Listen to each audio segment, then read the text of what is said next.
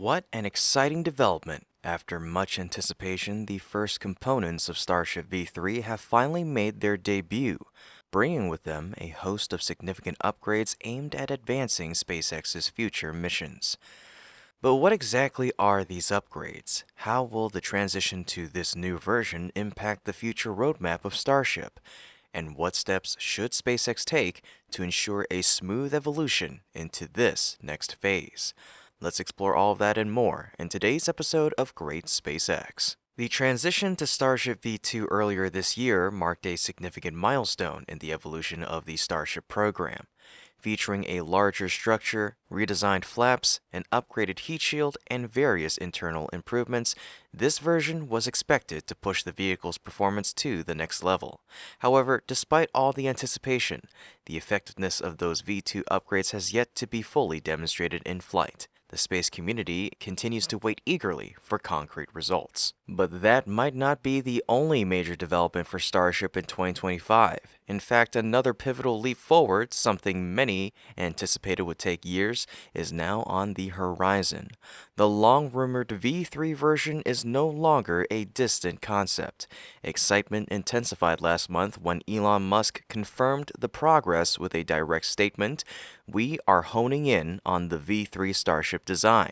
Just days after Musk's announcement, an image emerged showing a partial view of the V3 liquid oxygen header tank inside Star Factory. While the photo didn't reveal the full structure, the new design cues hinted at several upgrades, including what appeared to be increased capacity and revised structural details. Now, in a more recent image, we finally have a complete view of the V3 liquid oxygen header tank. Before diving into the technical details, it's important to confirm why we know this tank belongs to a V3 prototype.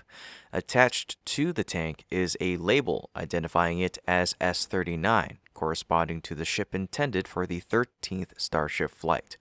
But the real confirmation comes from a small, hard-to-spot piece of text next to the note, V3 liquid oxygen cone. That label leaves no doubt. S39 will be the first true V3 prototype. Visually, the tank's increased size is evident, which suggests greater propellant capacity, an essential improvement for extended missions, or more demanding payloads. The tank's fuel line outlet is still angled, maintaining compatibility with Starship's side-mounted internal routing. This brings us to the next big question. When will we actually see S39 begin to take shape? At the time of this upload, stacking of S36 appears to be complete, while work on the S37 is underway inside Megabay 2. Meanwhile, S38, with its nose cone attached and forward flaps and heat shield installed, is still waiting for the next step, likely stacking once bay space becomes available. Megabay 2 is currently at full capacity, with S35 also inside, receiving its Raptor engines. Given this timeline, S35 will likely be the first to leave Megabay 2 for testing and final pre-launch preparations. Once it exits, and once S38's nose cone installation is completed, S38 will be brought in for stacking. That shift will then open up the necessary space for S39 to enter the assembly sequence. Based on the current pace of operations, this could happen as soon as early May. In the meantime, the nose cone for S39, housing the liquid oxygen header tank, has already been spotted inside Star Factory. This installation will take place alongside the mounting of the forward flaps and heat shield. Once that's completed, S39 will move into Megabay 2 for final stacking. On average, the stacking process for a single Starship takes between 4 to 6 weeks, which places the likely reveal of a fully assembled V3 prototype around early June. And that's not all. The liquid oxygen header tank for S40, the next prototype, has also been spotted. Although the current image only partially reveals the tank, much like the initial view we had of S39's last month, it clearly follows the same new design. That means the transition to V3 is well underway, and SpaceX is already working on multiple vehicles in the new configuration. This next-generation version is shaping up to be one of the most significant advancements in the Starship program to date. Are you excited for what's coming? If so, comment "Welcome V3" to show your support for this historic evolution. Let's take a moment to spotlight another key development in the path towards Starship V3, the S-39 nose cone, which is quickly becoming one of the most notable components in this transition. At present, the S-39 nose cone has only completed its initial stage of production. It has yet to receive its heat shield tiles, and the forward flaps and associated mounting hardware have not been installed. While that may seem like an incomplete picture, this unfinished state offers a rare opportunity to appreciate the underlying structure of the Starship nose cone, arguably one of the most technically demanding components of the entire vehicle. As many are aware, the nose cone is among the most complex parts of Starship due to its intricate tapered geometry. Constructing it requires a precise ratio of stainless steel plates that must be expertly formed, aligned, and joined to maintain aerodynamic symmetry and structural integrity. Despite the challenges, SpaceX continues to refine this process, and with each new prototype, we can clearly see improvements in craftsmanship. One of the most impressive aspects visible on the S-39 nose cone is the high-quality weld work. The steel segments are seamlessly fused with no signs of excess material, scorching, or poorly aligned joints. This marks a dramatic improvement from earlier Starship prototypes, which were assembled from variously shaped plates with visible weld seams and a more rugged, unfinished look. At that time, imperfections in construction not only affected the vehicle's aesthetics, but could also pose performance and safety risks. Today, the transformation is remarkable. SpaceX's transition to more advanced welding methods, particularly the implementation of laser welding, has elevated their manufacturing quality significantly. This automated technique enables cleaner, more precise joints, while reducing human error and material deformation. The result is what we now see with the S-39, a sleek, uniform, and modern appearance that matches its forward-thinking purpose. Interestingly, the S-39 nose cone may also reveal another subtle but meaningful evolution. While the image does not provide a full view, it appears that the nose cone may be constructed from long vertical steel panels rather than the traditional horizontal ring segments. If confirmed, this would represent a significant advancement in fabrication and assembly, potentially offering a stronger, more unified structure with fewer stress points and improved aerodynamics. However, this observation remains speculative until more of the component is publicly visible. In any case, it's clear that SpaceX is pushing ahead with major refinements in preparation for the first flight of the V3 Starship. These upgrades are more than just aesthetic. They reflect a deepening mastery of aerospace engineering and point toward a new era for reusable spacecraft. The future is approaching fast. Stay tuned and stay excited. The upcoming release of Starship V3 is poised to create a significant ripple effect, not only within SpaceX but across the entire aerospace industry. Considering that V2 was only introduced earlier this year, many anticipated it would have more time to demonstrate its capabilities. However, if Ship 39, the first V3 prototype, is rolled out as expected, we could see it take flight as early as the end of this year. That would mark the end of the V2 era after barely a year in operation, covering just 6 prototypes from S-33 through S-38. This transition appears to be a direct response to the current performance of V2. While it introduced notable upgrades such as improved flaps, a more robust heat shield, and design refinements, it has yet to deliver consistent, proven results. In light of that, SpaceX seems to be pushing for a more transformative step forward with V3, offering deeper, more fundamental improvements to Starship's design and operational potential. Moreover, the early adoption of V3 could reshape several of SpaceX's near and long-term goals. According to NASA officials, V3 is expected to play a critical role in enabling orbital refueling, an essential capability for future deep space missions, which could begin testing later this year. Beyond that, V3 may serve as the baseline model for the Starship human landing system in NASA's Artemis program. This could explain why the HLS variant has not yet debuted. SpaceX may be waiting for the V3 platform to be finalized before adapting it for lunar operations. Looking even further ahead, the ships destined for Mars in the next few years will most likely be derived from the V3 architecture. With enhanced reliability, scalability, and performance, V3 is shaping up to be the true backbone of SpaceX's interplanetary ambitions. Naturally, in order to operate Starship V3, SpaceX must undergo significant preparations. As discussed earlier, changes to the liquid oxygen header tank and nose cone are only the beginning. The remainder of the vehicle will also require substantial modifications. In terms of scale, V3 will be a dramatic leap forward, reaching a total height of 150 meters, with 80.2 meters allocated to Super Heavy and 69.8 meters to the ship. These size increases are not just for show.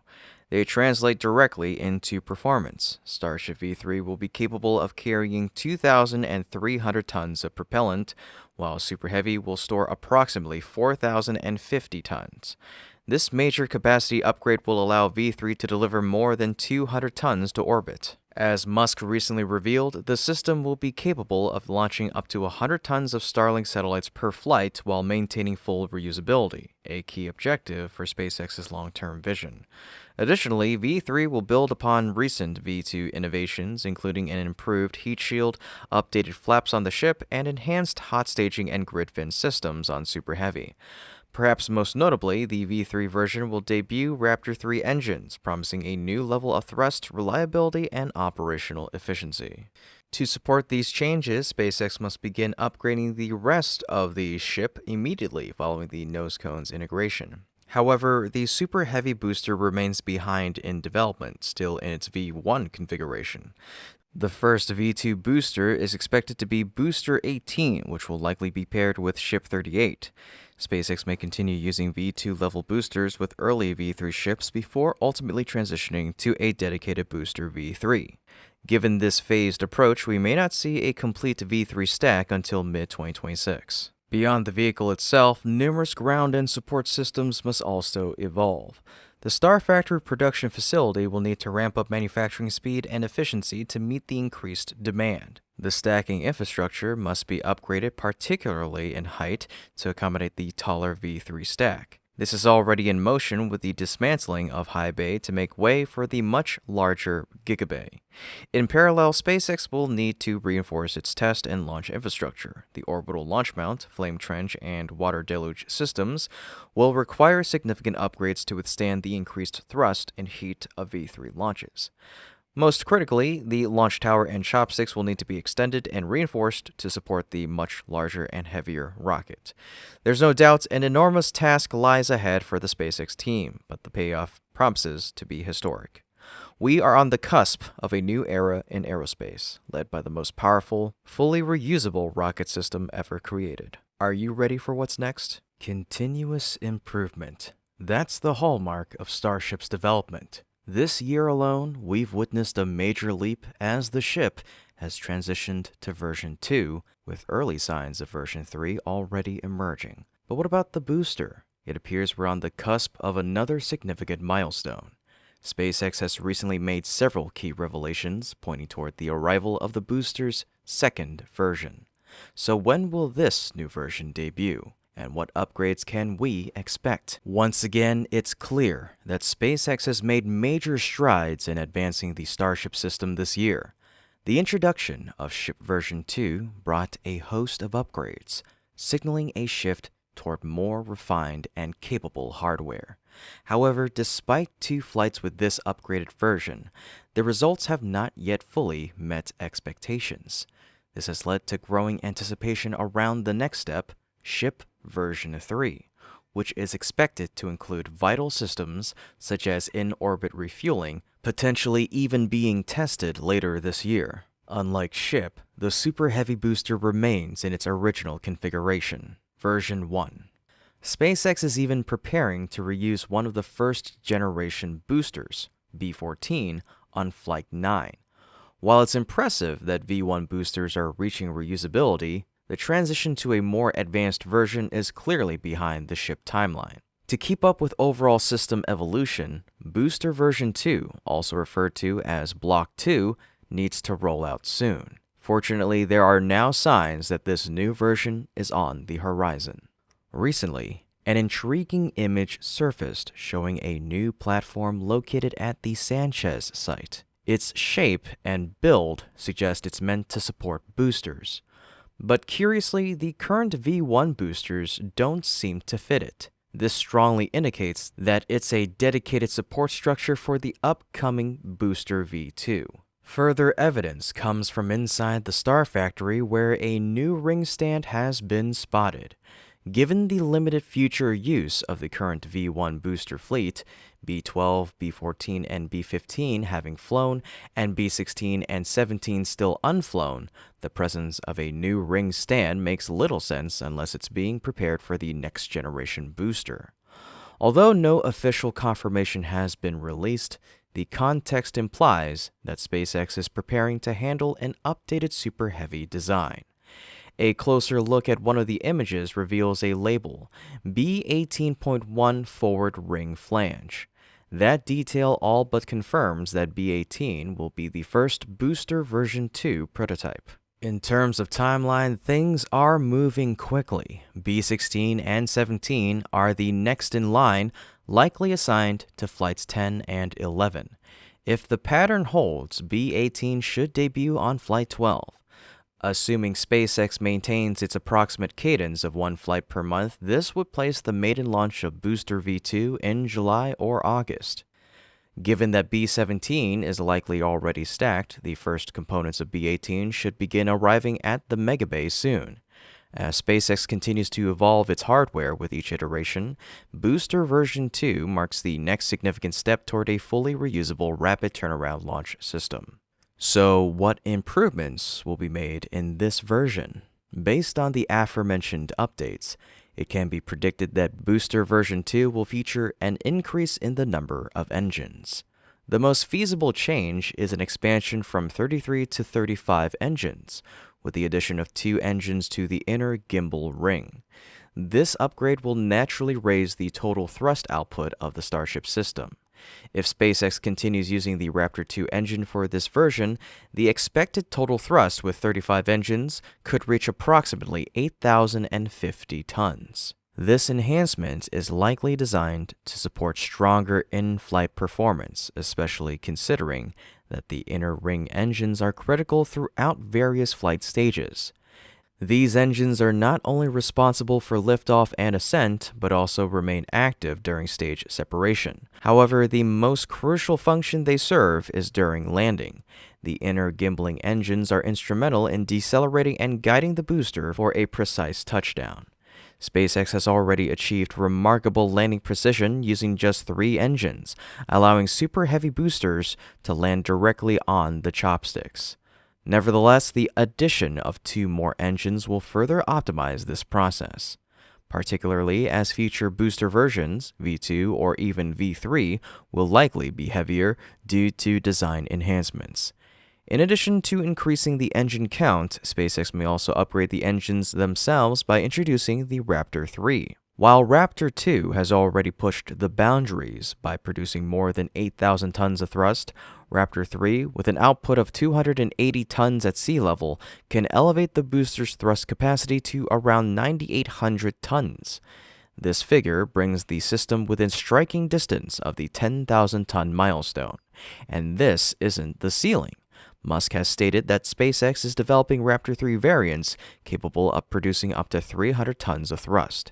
If achieved, this would push the total launch thrust beyond 10,000 tons, something that may become standard with Starship version 3 or the future Raptor 4 engine, which is rumored to hit 330 tons per engine. Beyond sheer power, Raptor 3 offers increased reliability. Its simplified design integrates and eliminates many small failure-prone components, reducing the complexity and potential failure points. With an active cooling system, it eliminates the need for a separate heat shield, thereby cutting down mass and improving efficiency. Moreover, the engine's design streamlines production and refurbishment, ultimately reducing launch costs and turnaround time. But the engines isn't the only aspect being refined. Musk previously presented several additional enhancements planned for Booster version 2. These include extending the booster's height to 72.3 meters and increasing fuel capacity to 3,650 tons. Grid fins will be lowered to reduce exposure during stage separation, and the hot staging system will be re-engineered for simplicity and effectiveness. This change is especially important as recent speculation suggests hot staging might have contributed to previous issues with ship version 2. If booster version 2 indeed debuts with B18, as current hints suggest, it could pair with ship version 2 to form a fully upgraded Starship V2 stack. This configuration would stand at approximately 124.4 meters and would be capable of carrying payloads exceeding 100 tons to orbit.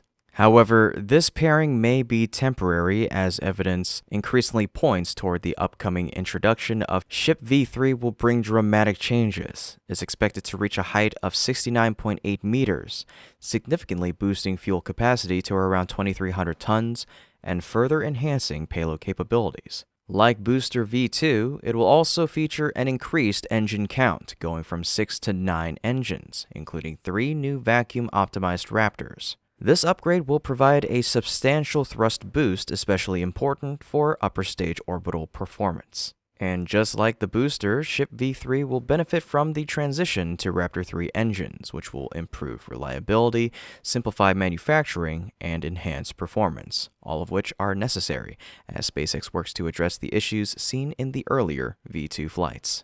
Still, this V2/V3 combination is likely a transitional configuration.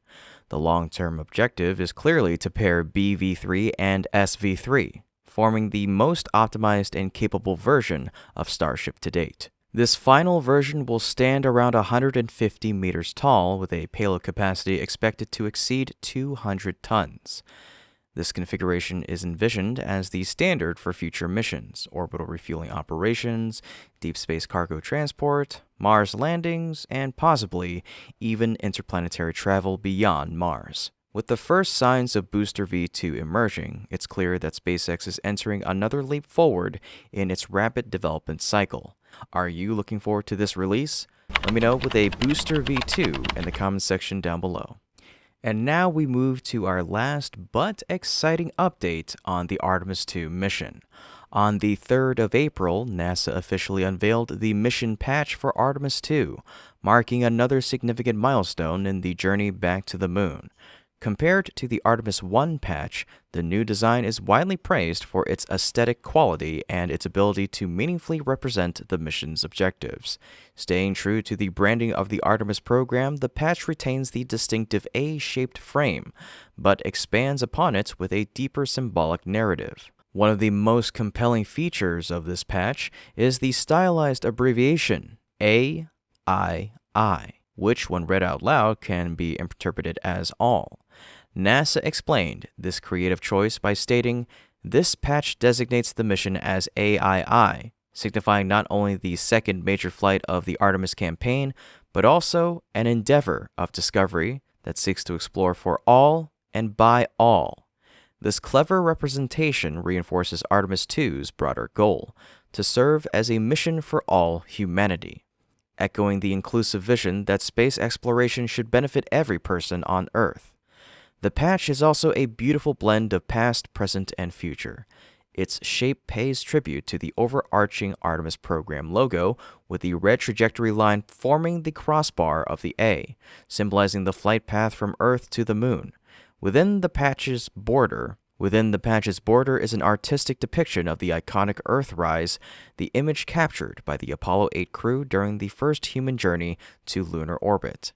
This choice connects Artemis II to its historic roots, while simultaneously looking ahead to future missions. The orbit around Earth illustrated on the patch highlights the ongoing scientific efforts and low Earth orbit operations that have laid the groundwork for Artemis to push humanity toward a sustained lunar presence and eventually toward Mars. Additionally, the surnames of the 4 astronauts assigned to Artemis II are prominently displayed along the bottom edge of the patch in clean, modern typography. This personal touch adds a human element to the mission, grounding the grand vision of lunar exploration in the bravery and dedication of its crew. When Artemis II finally launches, this patch will be sewn into the astronauts' suits, symbolizing not just their mission, but the culmination of years of preparation and international collaboration.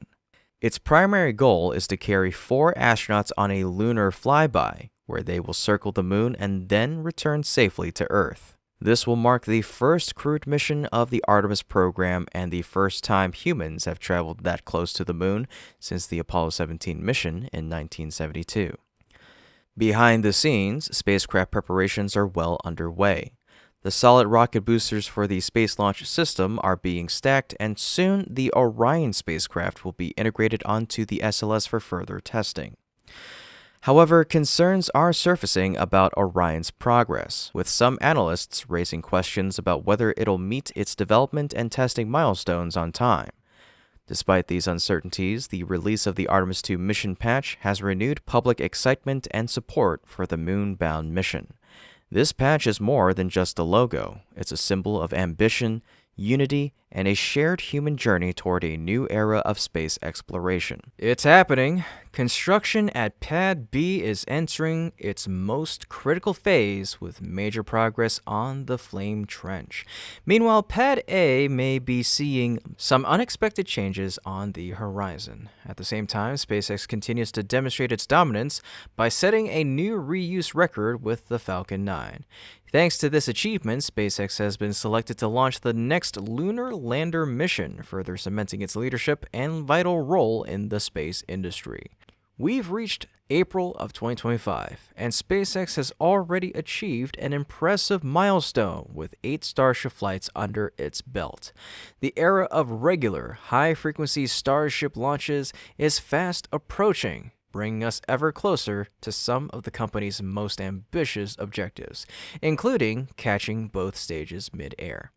That's why the full activation of Launchpad B is generating so much anticipation. With the launch tower, chopsticks, and the BQD gantry system already constructed and installed, the spotlight now shifts to 2 final but critical components: the orbital launch mount and the Flame Trench system. And now, exciting progress is underway on the Flame Trench. Between the evening of April 11th and early on the 12th, the 2 massive flame bucket sections officially departed the Sanchez site and were transported to the launch site. This move offered our first full view of their structure, each bucket formed by interlocking L-shaped tubes and manifolds that had been assembled at Sanchez. Shortly after their arrival, installation began without delay. The first and second sections were successfully lifted into place inside the trench. These 2 assemblies will be installed at either end of the trench and combined into a dual flame trench configuration, offering up to twice the performance compared to traditional single-sided systems. The rapid progress suggests that earlier foundational work, such as placing rebar and pouring concrete for the trench base, has been completed. Before the flame buckets arrived, additional wall sections for the trench were also installed. Now, with the buckets in place, final layers of concrete are likely being poured to permanently anchor the system. Next up, this dual flame trench will be connected to the water deluge system, featuring multiple horizontal water tanks housed at the adjacent tank farm. These tanks, both large and small, will serve different sections of the trench. The larger tanks will be linked to the flame buckets via manifolds, which in turn connect to a network of deluge pipes running through long pre-dug trenches. These pipes will deliver a torrent of water to suppress heat and sound energy during launch. Special thanks to Chrome Kiwi for their detailed visual renderings that help illustrate how the entire deluge system will function. Be sure to check out their X page and show some support for their excellent work. With deluge pipes already arriving on site and set for imminent installation, it's looking increasingly likely that the Flame Trench system, and therefore the core infrastructure of Pad B, will be fully completed by the end of April. Once that happens, only the final integration with the OLM remains. Pad B is still slated to perform the first ever ship catch attempt. If Flight 9 is successful, Flight 10, possibly launching as early as May, could mark that historic milestone. Are you ready to witness Pad B in action? Let me know with a "let's go" in the comment section down below, and let the countdown begin. It's well known that Pad B is being developed to support Starship operations in the near future. But what's even more noteworthy is that Pad B may play a far more pivotal role than originally anticipated, potentially becoming the primary site for all major Starship operations. This shift is largely driven by the realization that many of the legacy systems at Pad A are becoming outdated in the context of Starship's long-term evolution. Elements such as the current launch tower, the original chopsticks, the six-legged orbital launch mount, and the water-cooled steel plate are no longer ideal for accommodating the latest Starship designs. To start with, the existing launch tower at Pad A may soon require an upgrade, specifically in height, to align with the updated Starship version 2.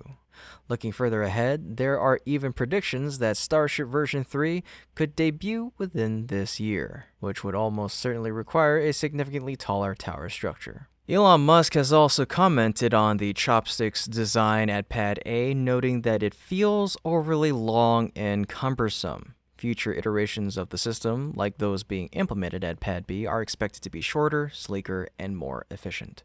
However, some elements at Pad A may require more than just upgrades. They might need to be entirely replaced. The original six-legged OLM, for instance, could be dismantled to make way for a more streamlined, modern mount similar to the one being installed at Pad B. Additionally, the inverted shower-style deluge system may be replaced by a high-efficiency flame trench, a design that is already being embraced at SpaceX's Florida facilities. Based on these trends, a significant overhaul of Pad A could be on the horizon. My prediction is that SpaceX may keep the current setup operational through the third quarter of this year to allow Pad B to reach full readiness. Once Pad B is operational, Pad A could undergo several months of demolition, site preparation, and construction, temporarily halting all launch and testing activities at that site.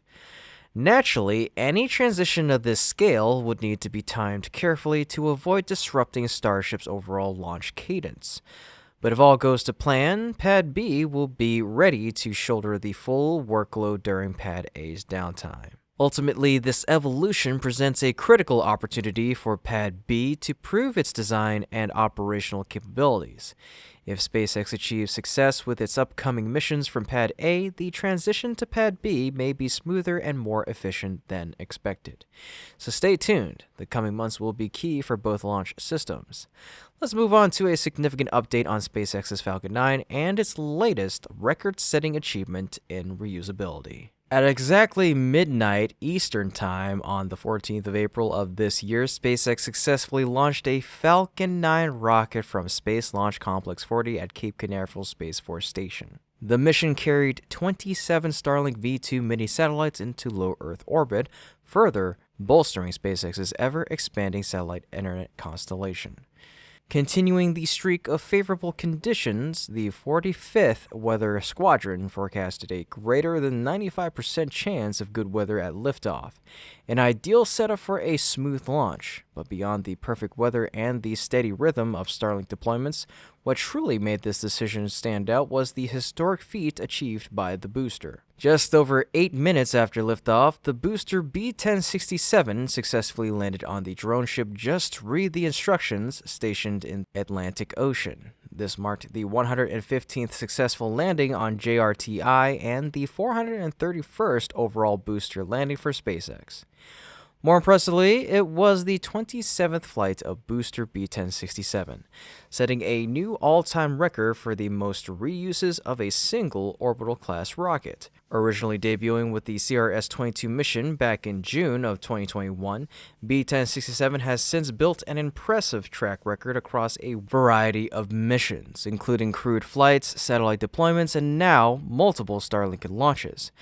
Its latest 3 missions have all supported SpaceX's Starlink constellation, showcasing the reliability and endurance of the booster across repeated high-demand missions. The Starlink 6-73 launch also marked the 460th launch of a Falcon 9 rocket, continuing SpaceX's rapid cadence and reaffirming its dominance in global orbital launches. With this mission, SpaceX not only reinforces its lead in rocket reusability, but pushes the limits of what's achievable. The possibility of reaching 30 or even 40 flights with a single booster no longer seems hypothetical. Behind B-1067, several other boosters have also racked up impressive reused numbers, and the average turnaround time between launches has significantly decreased, another testament to SpaceX's operational efficiency. As we celebrate this milestone, attention is also turning to the moon. SpaceX has just secured another major lunar mission, this time through a renewed partnership with Intuitive Machines, one of the key players in the commercial lunar lander space. Despite setbacks, including the recent crash of their IM-2 lander near the moon's south pole, Intuitive Machines is pressing forward with its lunar ambitions. The Houston-based company has chosen SpaceX to launch its fourth moon lander mission, IM-4, in 2027 aboard a Falcon 9. This mission will carry not only a lander but also 2 relay satellites for SpaceX's upcoming lunar communications network. In a statement released on the 8th of April, Intuitive Machines CEO Steve Altemus shared more on the company's long-term vision. Lunar surface delivery and data relay satellites are central to our strategy to commercialize the moon. We plan to deploy the first of 5 lunar data relay satellites on our third mission, which will introduce our pay-by-the-minute service. The 2 additional satellites on our fourth mission are intended to scale that service, followed by 2 additional deployments to deploy the constellation and fully support NASA and commercial lunar operations. These relay satellites will support NASA's Near Space Network Services contract, enhancing lunar communication capabilities for both governmental and private missions. The IM-4 mission will also carry 6 NASA payloads under the agency's Commercial Lunar Payload Services program. One of the most notable is a drill experiment developed by the European Space Agency designed to search for water near the moon's south pole, a crucial objective for future crewed exploration and in situ resource utilization. For SpaceX, securing yet another lunar mission is not surprising. The company has already launched 2 previous missions for Intuitive Machines and is lined up to support IM-3 this coming year. The smooth execution of launches and consistent reliability of Falcon 9 make SpaceX the go-to provider for critical lunar transportation. As we look ahead, this growing collaboration between SpaceX and Intuitive Machines represents a key piece of the broader push towards sustained lunar exploration. The progress made here will likely influence future commercial and governmental missions to the moon and beyond. Let's keep an eye on how this next chapter unfolds. Starbase Launch Pad B is now entering its final stages of production. As with any launch system, a fully functional fuel infrastructure is essential for operations. To support the major advancements at Pad B, SpaceX has implemented substantial upgrades to its tank farm system designed to significantly enhance the efficiency and reliability of Starship operations. So how exactly has SpaceX upgraded the Pad B tank farm? SpaceX has recently installed the distinctive flame bucket section into the Pad B flame trench, marking a significant milestone in the development of Starbase's second launch site. It's likely that the entire system will undergo another round of concrete pouring soon as part of the final reinforcement and integration phase. With the orbital launch mount designed to be mobile and set to arrive at the launch pad later, Pad B is now approaching the final stages of production. This means that the focus is shifting toward connecting and integrating the new pad with the support infrastructure, most notably the newly integrated tank farm. Because Pad B is located at a considerable distance from the main tank farm, SpaceX has constructed a dedicated system specifically for it. One of the best recent resources to visualize this new development comes from Chrome Kiwi, who has provided detailed 3D renderings of the tank farm's current status. A huge thank you goes out to the Chrome Kiwi team for their outstanding effort in producing such insightful illustrations. Their work makes it easier for the spaceflight community to understand the intricate systems supporting Starship's next phase of operations. If you haven't already, consider supporting their work by following them on X. Now, let's take a closer look at what's currently installed at the Pad B tank farm. According to the visuals and confirmed observations, the farm now includes 5 small horizontal tanks and 4 large horizontal tanks. All of these are designated for water storage, an essential part of the site's deluge and flame trench cooling systems. These tanks were installed over the course of a few days earlier this year. The first of the large water tanks arrived on the 22nd of February, followed by the second, third, and fourth tanks on February 25th. The smaller horizontal tanks followed in sequence, with the final delivery arriving on the 28th of February. In terms of function, the large tanks will likely serve key systems such as the flame bucket and deluge plates, while the smaller tanks are expected to support auxiliary systems, including landing burns and general cooling. Nearby, SpaceX has also installed a set of liquid nitrogen tanks, specifically 4 vertical tanks and 8 horizontal tanks for high-pressure nitrogen gas. These are equally distributed and will likely serve dual purposes, supporting the main water tanks and potentially backing future liquid oxygen and methane fueling operations. The pipeline system that connects this tank farm to the Pad B launch site is also underway. Trenching has already been completed, and pipelines are now being laid along these pathways. These lines will supply the various parts of the launch system with water, fuel, and other critical fluids. There are also a few changes and innovations worth noting within the Pad B tank farm system. For example, the Weir system appears to lack conventional valves. This may indicate that the valve mechanisms have been relocated to a separate, more accessible area for improved operational control. The current design includes 2 manifolds, though it's expected that there may eventually be 4 or more to fully support both sides of the flame trench and its related systems, including the twin flame buckets, the water-cooled plate, and the central ridge. If SpaceX opts to stick with only 2 main manifolds, it's possible they will split into Y-shaped branches, as suggested by a new component delivered to the launch site on the 12th of April. This structure will likely be installed near the tower where the main pipeline system transitions through the steel wall before connecting to the manifolds beneath the flame trench. Each set of tanks, whether water, liquid nitrogen, or fuel, will have its own gas pressurization system. This allows independent control and smoother operation across the tank farm, particularly when transferring fluids or prepping the pad for launch. Of course, this system is not yet complete. The tank farm is expected to continue expanding with upcoming installations of liquid methane and liquid oxygen storage tanks, as well as vaporizers and additional safety systems. The complete fuel infrastructure will be essential not only for future launches from Pad B, but also for testing operations leading up to full-scale missions. That said, as impressive as the system already is, safety and durability remain top priorities. The SpaceX team will need to ensure all tanks, especially the vertical ones, are properly anchored and shielded. This is particularly important in the event of an anomaly, where flying debris could pose a serious threat. Even the horizontal tanks, while less susceptible to toppling, cover a wide area and include sensitive external components like pumps, joints, and valves. These elements will need reinforced protection to avoid disruption or damage.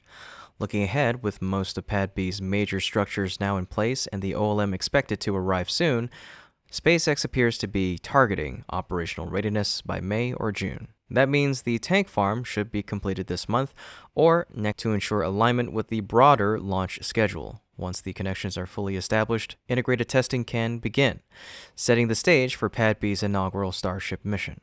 What are your thoughts on the Pad B tank farm system? Do you think there are more changes or upgrades on the way that we haven't yet covered? Share your insights and join the discussion in the comment section down below. In any case, SpaceX's work on Pad B is only the beginning. The upgraded tank farm system, already showcasing numerous innovations at Pad B, signals a broader trend that may soon extend to other launch pads.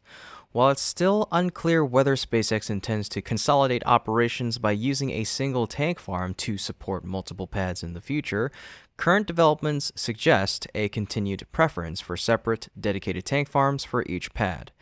This approach provides operational independence and flexibility while minimizing interdependencies between systems. Naturally, the next tank farm likely to see improvements is that of Pad A. Unlike Pad B, which was essentially built from the ground up, Pad A has been operational for some time and is now showing signs of needing updates. The existing infrastructure, such as the orbital launch mount and the water deluge system, may no longer be optimal, especially as the flame trench model used at Pad B demonstrates superior performance and maintenance advantages. SpaceX appears to be moving in this direction already. For example, recent upgrades at Pad A have included the installation of new pumps and the removal of vaporizers damaged during previous launches. These changes hint at a broader modernization effort that aligns with SpaceX's transition toward mobile OLM systems and flame trench-based platforms, similar to what we're seeing at Pad B. The evolution of Pad A's tank farm reflects the broader development journey of the Starship program. In the early days, the pad's fuel systems relied heavily on massive vertical tanks, each composed of an inner core surrounded by a protective shell. These vertical tanks stored water, liquid oxygen, and methane. However, following the first flight of Starship, these tanks sustained notable damage, exposing the vulnerabilities of their design. In response, methane storage was the first to be transitioned to horizontal tanks, an approach that proved more stable and less susceptible to damage from launch events. Over time, SpaceX removed the original vertical tanks altogether, replacing them with smaller, more manageable horizontal tanks. The results have been promising, with no major reported issues related to these updated systems during subsequent flights. This shift not only enhances the tank farm's operational resilience, but also increases efficiency in storage, delivery, and refueling processes. Looking beyond Starbase, the tank farm modernization strategy will also play a key role at SpaceX's Florida facility. At Launch Complex 39A, or LC-39A for short, at Kennedy Space Center, preparations are already underway to accommodate Starship. The current tank farm there is relatively modest and will likely be completely reworked to mirror the upgraded layout now seen at Pad B. The removal of the old OLM structure further confirms that SpaceX plans to introduce a flame trench system similar to the one being used in Texas. With a clean slate, the Florida launch site has the opportunity to implement an optimized tank farm design from the outset, one that supports high-volume propellant delivery, faster turnaround, and improved safety. As these physical upgrades progress, SpaceX and its partners must also navigate the shifting landscape of U.S. space policy and funding. One of the most significant developments in recent weeks is the proposed 2026 NASA budget released by the White House, which includes sweeping cuts across the agency. The proposal suggests reducing NASA's overall budget by up to 20%, with the science division facing a staggering potential cut of about 50%. Unsurprisingly, these proposed reductions have drawn strong criticism from lawmakers, scientists, and stakeholders across the space industry. Among the most vocal opponents are Senator Chris Van Hollen and Representative Glenn Ivey of Maryland. The two recently addressed concerns at NASA's Goddard Space Flight Center, one of the facilities at risk of closure if the budget cuts proceed.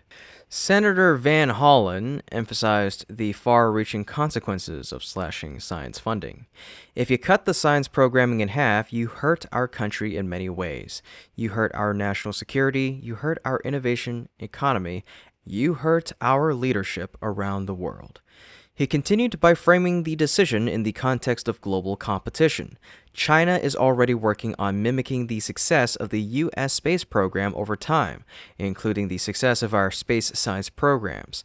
So this is no time for the U.S. to retreat when it comes to space science.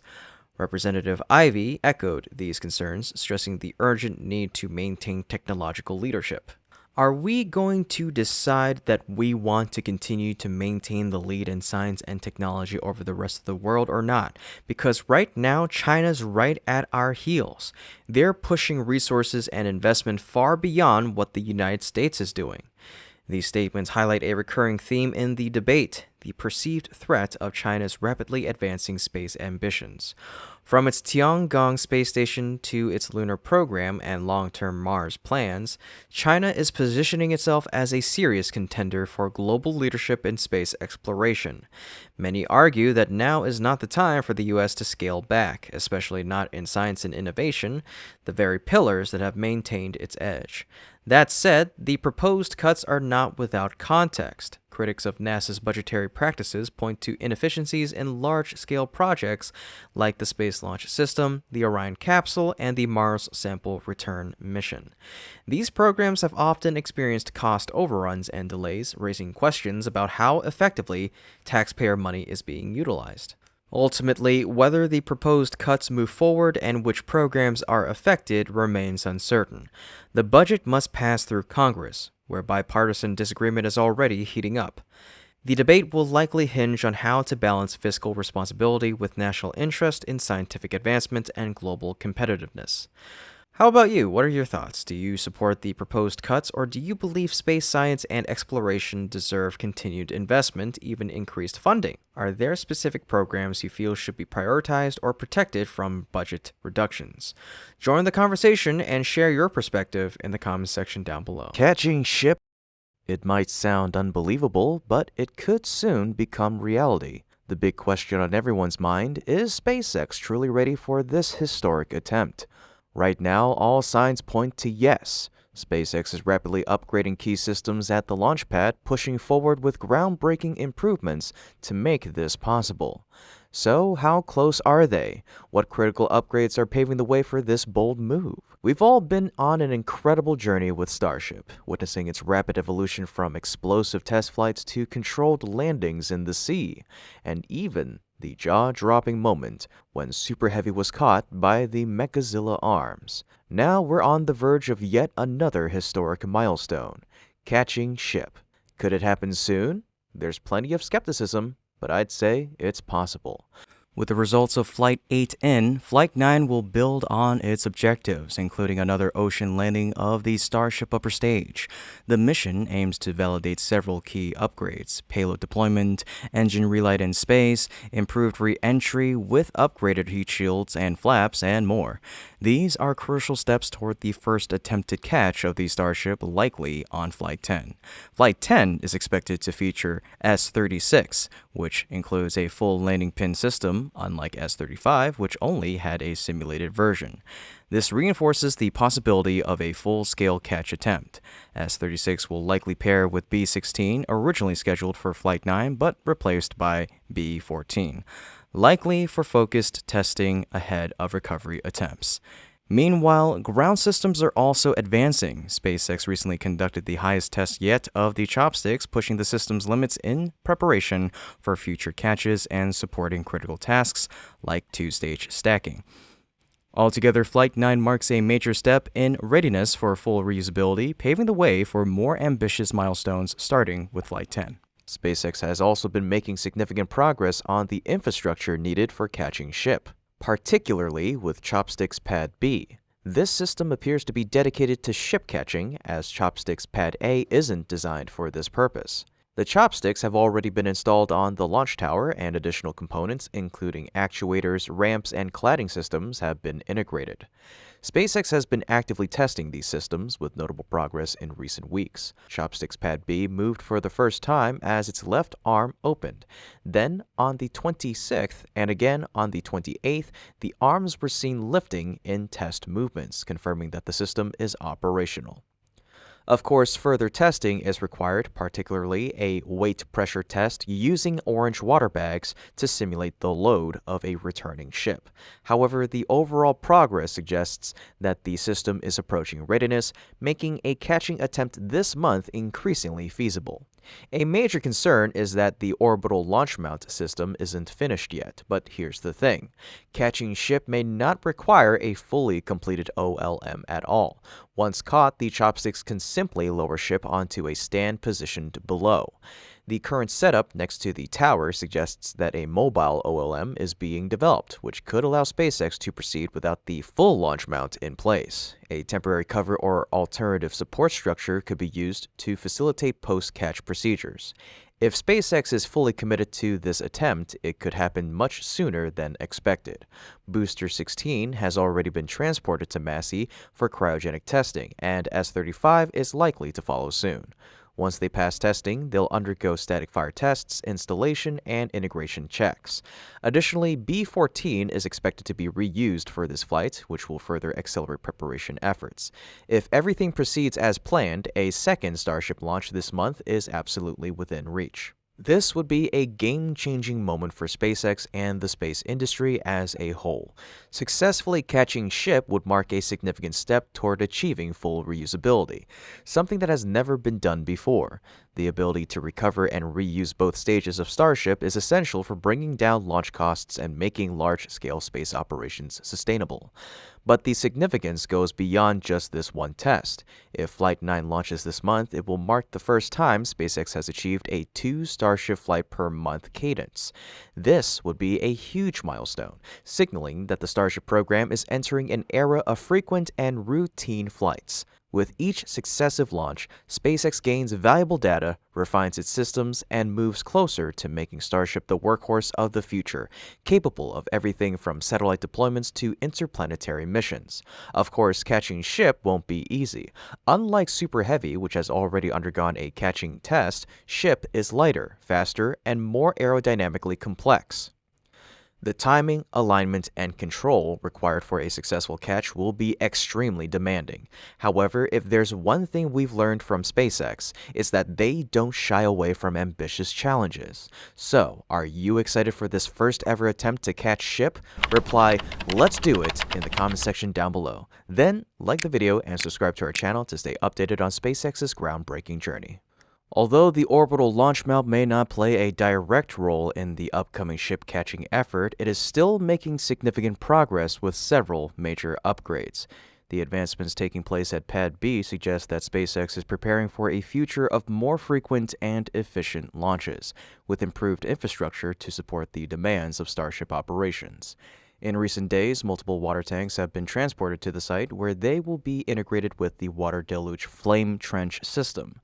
This system is crucial for managing the extreme heat and forces generated during launches, helping to mitigate damage to the launch pad while also providing a safer environment for operations. One of the most intriguing developments is the construction of the BQD gantry system, which began on the 24th of February, positioned right next to the launch tower. By the 28th, the primary structure had already taken shape. The system is relatively new to the public, and many are eager to understand its purpose and functionality.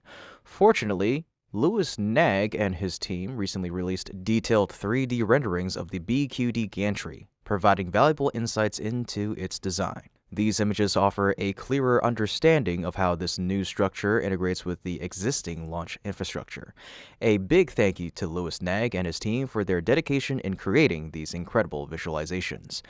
Their work makes it much easier for the spaceflight community to grasp the complexity of these developments, and I encourage everyone to follow their X page to support their efforts and discover more exciting insights. From the 3D images, we can see that the BQD gantry system is positioned parallel to the OLM right next to the flame trench. This positioning suggests that if the OLM ever needs refurbishment or replacement, it'll have only one available direction for movement. The name BQD gantry implies that its primary role will involve supporting the quick disconnect process for the booster.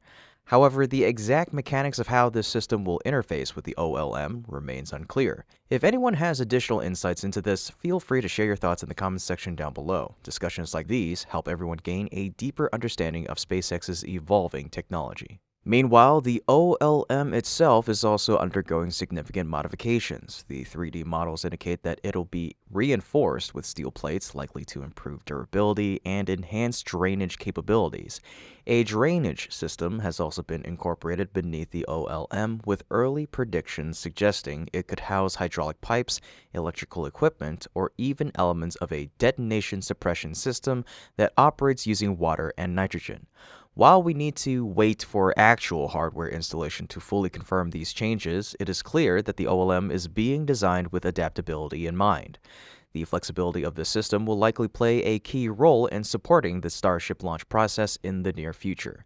To get a better understanding of the overall layout of Pad B, we can look at it from an aerial perspective. From this angle, it's clear that a complex pipe system is being installed at one end of the pad. It appears that this system will be permanently fixed and will connect to the pipelines integrated into the OLM, further improving the mobility and functionality of the launch platform. With the trench below the pad already excavated and the first layer of concrete poured, it seems that SpaceX has successfully completed the foundational groundwork for Pad B. The next steps will likely include placing rebar reinforcements, followed by pouring the final layers of concrete to solidify the base structure. Once this foundation is complete, the flame bucket system will be installed and connected to the existing structure. Finally, the OLM will be brought in and fully integrated, marking a crucial milestone in the development of Pad B. There is a tremendous amount of innovation happening here, and it's all coming together to create a more advanced and robust launch system. This infrastructure will undoubtedly improve the efficiency of Starship launches, making each flight smoother and more sustainable. But beyond just launch capabilities, it's exciting to think about what this could mean for landing operations in the future. With these improvements, SpaceX is laying the groundwork for a future where Starship launches and landings become increasingly routine. The developments of Pad B are just another step toward making rapid reusability a reality, bringing us closer to a future where Starship can launch, land, and launch again with minimal downtime. As always, we'll have to wait for the next updates to see how everything comes together, but one thing is certain: exciting times are ahead at Starbase. Once this system is completed, we can expect it to be replicated not only at Starbase but also at Cape Canaveral, as SpaceX prepares for an ambitious future of high-frequency Starship launches. The sheer scale of their plan is staggering. This year alone, SpaceX has set a goal of launching 25 Starships, an ambitious target that'll be extremely difficult to achieve, but this is only the beginning. Looking ahead, the company aims to launch 400 Starships over the next 4 years. Achieving this goal will require a dramatic expansion of launch infrastructure, including more landing and catching systems to support the increased cadence. Additionally, starting this year, SpaceX will begin constructing its in-orbit refueling system, a critical capability for deep space missions. To master this technology, they will need to conduct numerous test flights, further driving the need for robust launch facilities. Meanwhile, expansion at Cape Canaveral is also progressing. The Starship launch tower at LC-39A has been constructed and is now awaiting its OLM, much like Pad B at Starbase. Plans for a large-scale manufacturing hub known as Gigabay are also in development, signaling a major step forward for Starship's future operations. To achieve this ambitious future, SpaceX must deliver strong performance in the upcoming flight. With groundbreaking upgrades in place, the company now has the chance to take a historic step, pushing Starship closer to full reusability and, for the first time, attempting 2 launches in a single month. This isn't just about breaking records. Each flight serves as a crucial testbed for refining SpaceX's evolving systems. This month could mark a defining moment for both SpaceX and Starship. While the pace of progress may come as a surprise to some, one thing is certain: the future of spaceflight is unfolding before us, and it's happening faster than ever. Big shock, everyone. NASA is facing a massive budget cut under the new administration, which will end a lot of its plans. So how specifically will this affect the agency and contractors? How did the related sides react? And what role will SpaceX play in such a future? Also, regarding change, on the other side of the world, China will soon make a change by allowing foreign astronauts to the Tiangong space station. It can be said that in the previous term, NASA faced many problems, including wasting money and time on many ineffective projects. Therefore, when entering the new administration, cutting those projects was predictable. But what will be cut? The question has just been answered, and it is really shocking. Specifically, on the 10th of April, in the White House's documents on the proposed budget for NASA in the fiscal year of 2026, also known as Budget Passback documents, the total cost of the agency could be reduced by up to 20%. That means in 2026, NASA will only receive $20 billion compared to $25 billion in fiscal year of 2025. Among them, budget spending on science programs will be cut by half compared to 2025, from $7.3 billion to $3.9 billion. That means NASA would have to cut its science program in half. This budget cut will affect all aspects of NASA's science program, including astrophysics, heliophysics, earth science, and planetary science. Astrophysics would see less than $500 million in 2026, down two-thirds from $1.5 billion in 2024. Heliophysics will be cut with a similar rate to $450 million. Earth science will be cut in half to roughly $1 billion, and planetary science would see its budget cut by about a third to $1.9 billion. This, of course, has received many reactions. The Planetary Society said, "The proposed budget from within the White House, which cuts NASA's science by 47%, would plunge NASA into a dark age." They added that the budget would result in the premature termination of dozens of active, productive spacecraft and halt the development of nearly every future science project at NASA. Meanwhile, Musk, CEO of SpaceX, said, "Troubling. I am very much in favor of science, but unfortunately cannot participate in NASA budget discussions due to SpaceX being a major contractor to NASA." Well, we can see that Musk is also quite worried about the cuts, even though he is very close to and strongly supports President Donald Trump. Right now, several subjects have been identified as having to come to an end. Firstly, on NASA facilities, it is possible that the Goddard Space Flight Center in Maryland, one of NASA's largest centers, will be completely closed. This will affect a lot of the overall system of the company. In particular, this will lead to the possible layoff of 10,000 workers in this facility. In astrophysics, the new budget will probably only be enough to operate the two largest telescopes, Hubble and James Webb. That means other telescopes, such as the Nancy Grace Roman Space Telescope, which is being assembled and tested for launch next fall, may be canceled.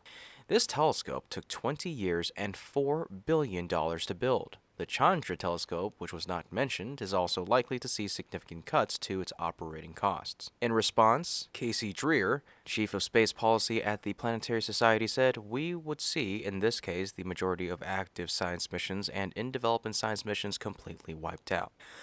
I have this image in my head of a perfectly functioning spacecraft designed to increase our understanding of the cosmos in which we reside, turned off and left to tumble aimlessly in the black. That's where we would leave ourselves. It's symbolically grotesque." For Earth sciences, the National Oceanic and Atmospheric Administration, or NOAA, would be affected the most. It has already cut 800 jobs this year, and more cuts will likely come. Even climate research efforts, research centers, and hundreds of federal and academic climate scientists would be aimed. A NOAA worker said this would end basically every project we support other than hurricane and atmospheric river reconnaissance, coastal mapping, and snow survey, all of which are funded by either the National Weather Service or the National Geodetic Survey. All marine mammal, atmospheric science, and climate projects would end. As for the planetary and heliophys sciences, the Da Vinci Venus mission could be canceled. In further distance missions, such as Mars and Jupiter, everything could be halted because only NASA at this time can conduct those missions. Among them, the Mars sample return mission may be canceled because it will incur additional costs and be delayed by many years compared to the original estimate. Missions like Voyager to explore the outer planets of the solar system, such as Uranus or Neptune, even beyond the solar system, may also be affected. Remember, such missions often take decades to reach the target. So if they experience budget cuts, everything will be delayed, meaning the dream of reaching them will become increasingly more distant.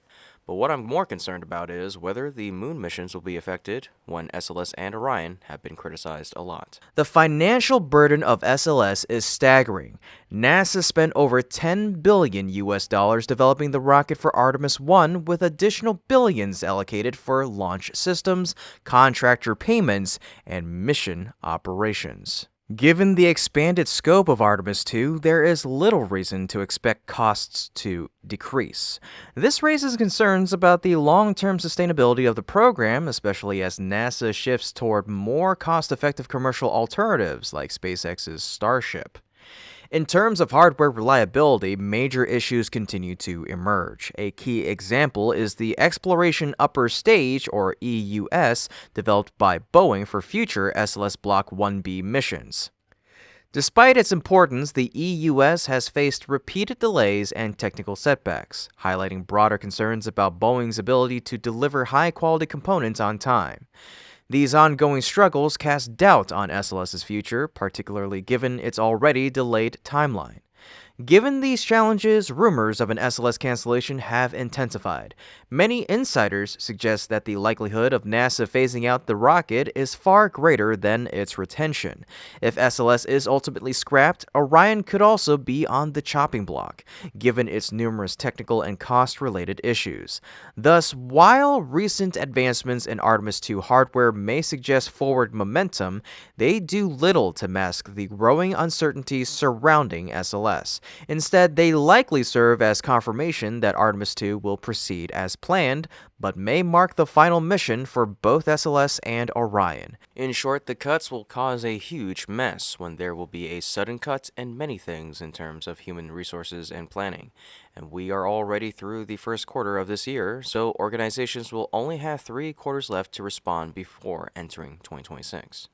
The aforementioned budget cuts have, of course, met with much opposition from related organizations, as shown in the statements I have pointed out. In addition, the opposition also comes from many congressmen in Congress. Therefore, whether it becomes true or not remains to be seen. What about you? Do you support this budget cut policy or not? Let me know with a yes or a no, and why, in the comment section down below. And now we're talking about SpaceX. Obviously, when a lot of missions are affected or even canceled, SpaceX will be affected because they are NASA's largest contractor. SpaceX is involved with the Artemis Moon program through Starship HLS, but the new administration seems to want to focus more on Mars. But I think Artemis will still be guaranteed, as Jared Isaacman recently stated that returning to the moon before China arrives is still mandatory. So when the cuts may involve components like SLS and Orion, SpaceX will have a bigger role in deciding the outcome of the race between the two nations. SpaceX will have to soon prove this role by achieving new milestones with Starship and the HLS variant. Meanwhile, focusing on Mars will give SpaceX a big advantage. That role will be bigger when you consider that Mars sample return might be canceled because at that time the US will not have a sample return project to compete with China. The country is currently planning to launch sample return vehicles to Mars in 2028 and return samples early next decade. So, SpaceX will have to hit that milestone with Starship to launch Mars missions soon. In terms of capabilities, Starship will clearly outperform any vehicle in returning samples as well as delivering cargo and humans to this planet. The key factor will be scheduling. SpaceX is constantly pointing out schedules for uncrewed and crewed missions, notably the Optimus launch. Of course, along with the increased role, SpaceX will also be affected by cuts as the contracts and money they receive from NASA will decrease, reducing their revenue. To cope with this, I think SpaceX can further exploit the commercial launch market or support military and government missions, which are less volatile. It is clear that SpaceX, NASA, and the aerospace industry are facing an unpredictable future when one factor can bring positive or negative factors. Let's wait and see what'll happen. And now, let's talk about China and how this country just made a major change in the way it operates its space station. Specifically, on February 28th, at the Prime Minister's office in the capital of Islamabad of Pakistan, officials including the China Manned Space Engineering Office, Deputy Director Lin Shiqiang, and the Pakistan Space and Upper Atmosphere Research Commission, or SUPAR-CO, Chairman Mohammad Yusuf Khan, signed an agreement called the Cooperation Agreement on the Selection Training of Pakistani Astronauts and Participation in China's Space Station Flight Mission. This will be the premise for the first non-Chinese astronauts to be able to come and work on China's Tiangong space station. Mentioning this, CMSE wrote in a statement, "The signing of this agreement marks the first time that the Chinese government will select and train astronauts for foreign countries, and the Chinese space station will welcome the first foreign astronauts to visit." After this announcement, the two sides will conduct astronaut selection for about a year. After that, Pakistani astronauts will go to China for training and then will join the taikonauts in Tiangong for short-term missions in the next few years. Tiangong was built in 2021 and put into operation a year later with 3 modules. It is expected to expand to 6 modules in the future. It is considered the main rival of the ISS, but it has not had any non-Chinese astronauts to come and work so far. Due to many problems, even astronauts from the US and Europe are not allowed to come here. So this change shows China's ambition to internalize and cooperate widely to raise the position of its aerospace industry, especially especially when the ISS is entering its final years of operations. So, let's wait and see how China will carry out those plans and how NASA and its partners will react. This has been Kevin with Great SpaceX. Don't forget to like the video and subscribe if you haven't already to stay up to date with yours truly in the latest details of SpaceX's progress. Thank you so much for tuning in, and remember, curiosity, imagination, and inspiration will always follow you as long as you keep looking up.